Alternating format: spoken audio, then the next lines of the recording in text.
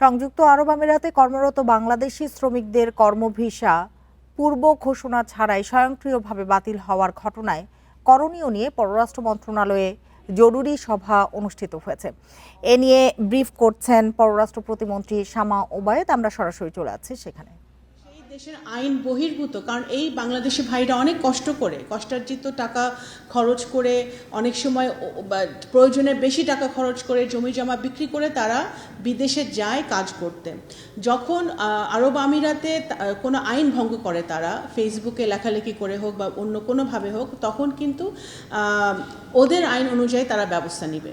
এবং তখন বাংলাদেশ সরকার সচেষ্ট আছে, তারপরেও কিন্তু আমাদের জন্য কঠিন হয়ে যায় ওই ব্যাপারটাকে ঠিক করা। সুতরাং এটা কিন্তু আমাদের বাংলাদেশি এই আজকের এই প্রেস ব্রিফিং থেকে আমরা একটা বার্তা দিতে চাই যে দয়া করে আপনারা আইন বহির্ভূত কোনো কাজ করা থেকে বিরত থাকবেন। দ্বিতীয়ত হচ্ছে